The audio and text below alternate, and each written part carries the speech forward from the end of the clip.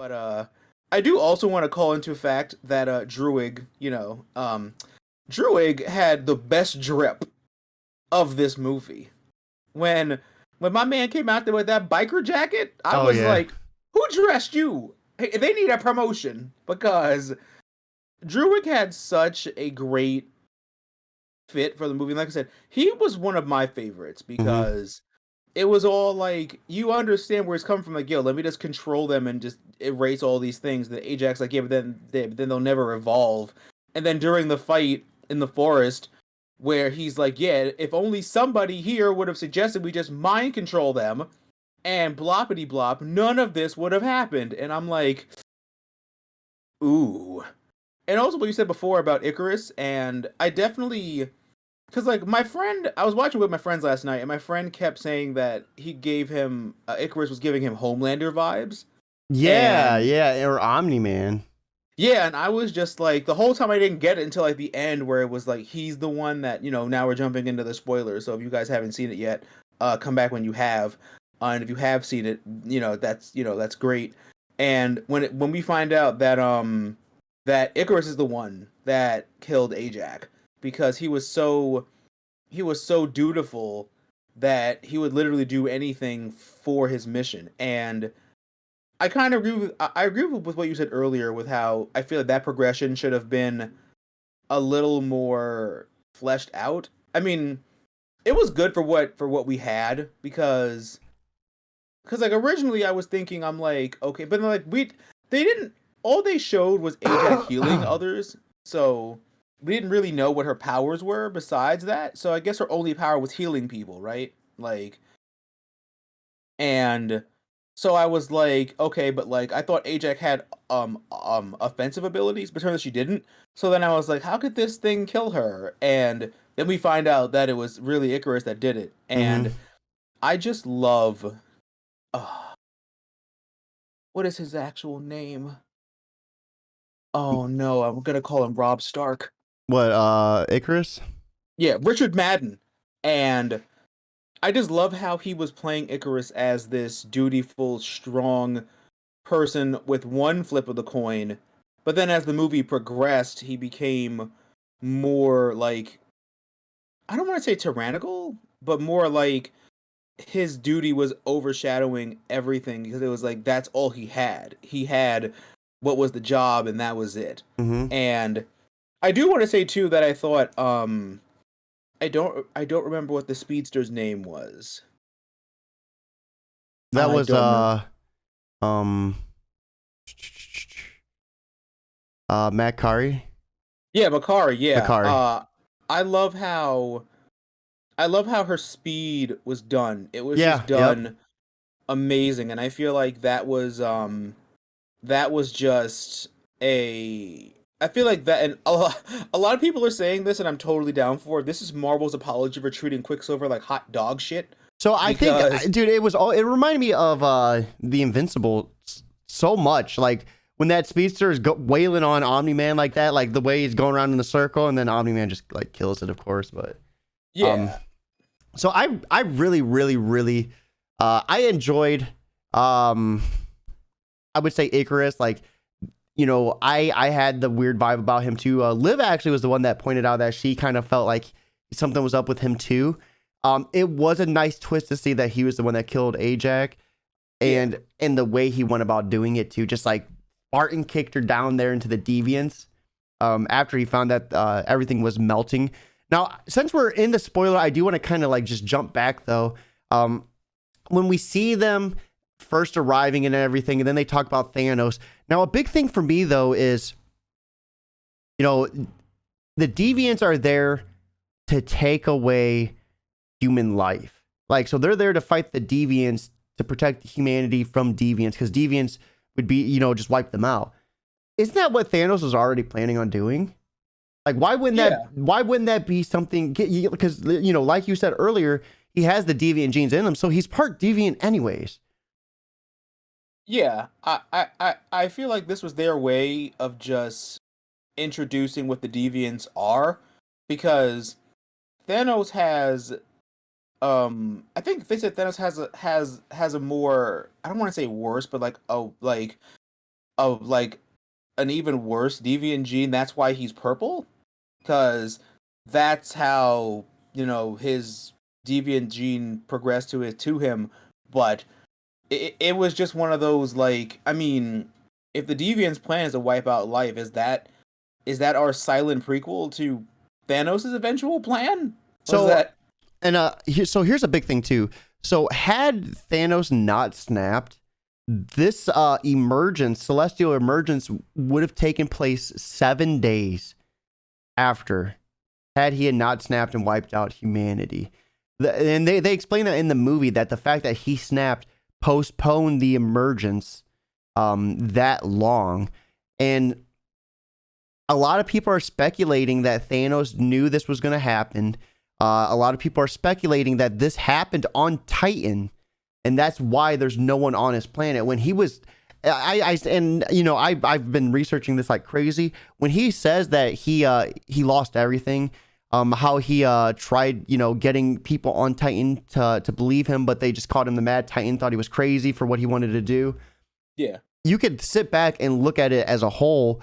Maybe he did know, but when he goes to snap, he says he's doing it for resources. He's not saying it's to, save them because of something that's going to happen in the future.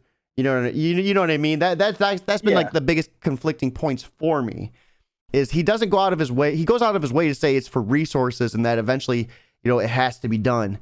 But it does make sense that once he does it, the Celestials aren't able to feed, because that's what they do. The biggest plot of this movie is these Eternals are sent to Earth basically to farm humans for the emergence of another Celestial, because the Celestials are in a huge war, and that's what they're doing. That's basically the purpose of this. And the Eternals find out at the pretty much, in the middle of the movie towards the end, and that's why Icarus, he found out so long ago, and that's why he left Circe. And that when their relationship was talking, and then she's like, yeah, he left. I was wondering what happened, but that part made sense. But why wouldn't Icarus come and stop Thanos? This is the biggest question I have. If Icarus knew the emergence was going to happen and they were there to farm humans, why the fuck didn't he himself personally stop Thanos, knowing he needed all those humans to start the emergence? Because he's a good soldier. He was doing his due diligence. Like you said, that's why he killed Ajax, because he wanted the mission to continue. So why didn't he stop Thanos? That's my question, because that's where this has a big issue. Yeah, and which also goes to my point earlier, which is like, were the Eternals snapped during the first snap? And so I don't know what you would consider them, because they were created by the Celestial. Like, so when you see the Celestial putting them together, they almost look robotic. You know what I mean? Yeah. So like, in that case, like, would that mean that they would be immune to it because since they are Celestials, that would put them. Would that put them a level after Cosmic? Like, I'm not exactly sure. The biggest thing though is they don't ever they talk about the snap, but they don't ever talk about any of them getting snapped. They don't ever talk about any of it, and I don't know if that's going to be anything that's going to be able to be answered until like someone from the MCU comes out and says it. Yeah, which also coming back to your point about Thanos too. Remember in Infinity War when? Well, hold on. Yo. Thanos said he himself could get snapped out. Wait, what? Remember when Thanos, when he said he's like subject to being blinked out as well when he snaps, right? Oh, I don't know. I was just going to talk about the time when him and Tony were fighting on Titan, and he was like, "You're not the only one that's cursed with knowledge," which also again brings back to your point that what if Thanos knew all of this is going to happen, and so right here, I'm not trying to interrupt you, sorry, but yeah. So the Russo brothers commented and said Thanos himself could have randomly been chosen to be blinked out. When the 50-50 snap happened, he could have been one that would have been snapped out. So that in turn means his brother, Star Fox, who's shown in a post-credit scene, who is an Eternal, could have been snapped out. So I would almost go as far as to say all the other Eternals were subject to it as well. Yeah, because that would explain why they have why they don't talk about the snap or why they don't talk about anything that happened in those 5 years. Maybe because they weren't even around. Because a lot of people and a lot of people think that the snap was 50-50, but I think that, and I've always thought this. I'll say it here. I've always thought that Thanos definitely had some people in mind during the snap, because even if it was, random and fair and blah blah blah, I'm like, no, you chose to snap some of those people out of existence. You definitely chose to snap Wanda. Like, I don't care. You chose to Well, why snap Wanda. he would have probably snapped all the Avengers, I would say. All of them. Yeah, Because then which is nothing would have happened, you know what I mean? yeah. Which So it's only like, goes the further, why the fuck didn't Icarus come for Thanos? Why? I'm like, Icarus, you're talking about how you're so dutiful. Why didn't you fly down and punch Thanos in the face? Like, you he delayed the emergence, which in this case now it's like, is that why? So did Ajax. Yeah, like, and is that why? Because y'all were, because if Thanos knew you guys existed, then I'm pretty sure that was another part of it that was intentional. Mm-hmm. Like, okay, let me snap this red woman and also half the people, but also throw in the Eternals as well. Like, So now moving past that though, I would say, Gilgamesh and Athena, like the way this was one of my favorite parts. This is what I think they did really good. The fact that they keep getting their minds wiped after every planet, after every emergence, they get their mind wiped.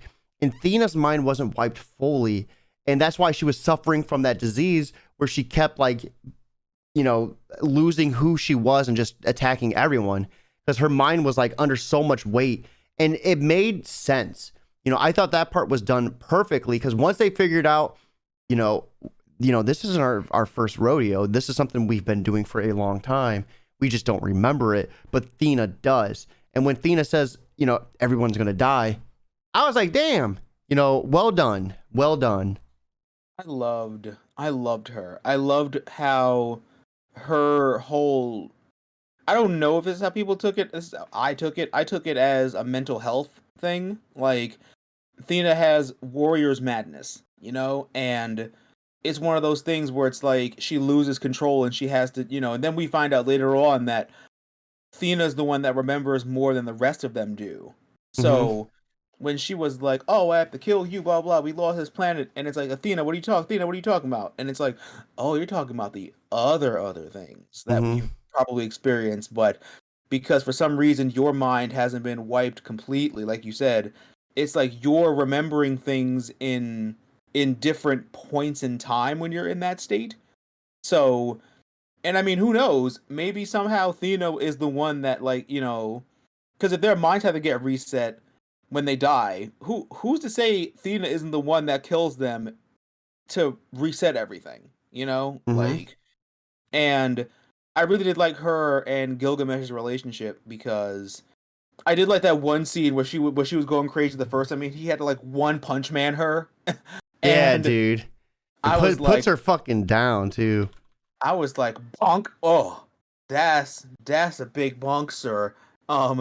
But I didn't I didn't expect any. I mean, I didn't. I mean, going in, I didn't expect they were gonna kill any of them. Maybe like one or two of them, but I definitely didn't expect Ajak and Gilgamesh to die.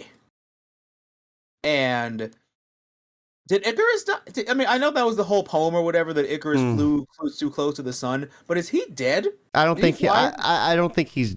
I don't think they showed him dying. It's just left for the viewer to assume. For me, Because oh man, for me, ooh, when Gilgamesh died, I fucking was torn. I was like, God damn it. I was hurt. I was hoping Thena would have like snapped out of it. And when she almost got killed, and then when she took down like the master deviant, I was like, fucking awesome, dude. She like duked him out, you know? Yeah, she was like, "Uh-oh, no more of this for you, slice slice." And also, actually, fun fact, this will be an exclusive for the podcast, but Salma Hayek signed a multi-film contract with Marvel. Really? So, that probably means that she's definitely coming back. I feel like Icarus is gonna come back too, but I think he's gonna be like a bad guy, you know, like, and it's gonna be something like maybe they'll do Eternals versus Avengers, but I feel like that would be kind of unfair. I'm wondering, so what's your thoughts? Let's get ready to wrap this up. What's your thoughts on Black Knight and I then can't Star Fox? wait. Yeah. I can't wait for Black Knight. I read his newest solo comic, so that's my introduction to the character. But I was so excited when they teased the Ebony Blade because I thought he wasn't going to open the box and I was going to be really pissed off because I was like, just show me the sword, show me what it looks like. And he opened the box and he sees it and he's talking to it. And I don't know if this is entirely true. You're going to have to correct me on this. I think you might have read it. Did they say that the Ebony Blade belonged to Null, the living, to Null at first? I want to say, no, I want to say, didn't he use the God Killer? Did he? I didn't read King in Black, so I have no idea what he's using. I just know that. Oh, maybe it was the. Oh, maybe it was, cause. Well, skipping past that, I'm still excited for Black Knight. I cannot wait because a lot of people don't know that Black Knight has the sword, the Ebony Blade. Fun Mhm. fact is it's it's a sword that feeds on bloodlust and war. And when that other voice was talking to Dane about, do you really want to do this? And then it turns to black, that's going to be a dilemma he's going to face if he does decide Mhm. to take up the mantle of Black Knight, because he's going to have this dilemma where it's like he has to fight and kill in order to keep the sword at bay, but then he has mental problems because of what the sword is doing to his mental state and what he has to do to keep the sword at bay. And I really hope Black Knight gets a movie or a show, because this is going to be exploring so much medieval stuff like Camelot and a lot of other things. And it was actually funny when they were in the trophy room and Sprite was like, "Oh, is that the Ebony Blade?" And Thena's like, "Nah, it's Excalibur." It's Excalibur, yeah. And I was like, "Oh yeah, go!" Like, but also there's one last thing because like my theory brain's going insane because the Eternals' memories get reset after each time, after each world that or each universe they birth or whatever. I just have it in my head now that because of that, you can basically keep making Eternals movies with the same cast, but have it placed in different places in time that aren't canon to this first movie. Yeah, So, like yeah. for example, you could do an Eternals movie when and if they decide to ever introduce Apocalypse, Oh, that would be because fire, yeah. Apocalypse and the Eternals would be amazing. Because I think Apocalypse's armor is celestial. I can't yeah, it was. Apocalypse's armor was a suit of armor that was crafted by the Celestials and provided to their agents who serve the cause of evolution. So that alone is one of your movies. If you ever want to introduce Apocalypse, would be to show the Celestial building his armor, because I think he also had like an agreement with them where the Celestials basically were like, okay, Apocalypse, you can have Mhm. any powers you want to fit any situation, but you can't have the OP ones like reality warping or anything like that. But you can have powers to make yourself as powerful as you want, but not more powerful than us. Relax. All right. So, with that being said, I think this is a perfect time to wrap things up. Once again, this is Cutting the Shit about Eternals with our good friend, Mr. Dark Phoenix. And as always, it's been a pleasure having you aboard. Any big plans for the night and for the future, my man? Just gonna be reading comics and kicking ass and waiting for this show to come out. And also, don't forget to hit that subscribe button and follow Cody across all forms of social media. And I'm Mr. Dark Phoenix across social media as well. I'm getting back into YouTube slowly. We both stream on Twitch, and we're both on Twitter. Damn. So I don't know where Cody's gonna put that, but we love you guys. Like, And always remember that through good times and bad times, you guys remember to geek out and enjoy your lives. And we'll catch you guys next time for another great video. what a fucking sign off. I can't even do anything better than that. So, yeah, take it easy, guys. Perfect, man. That was awesome. That was amazing.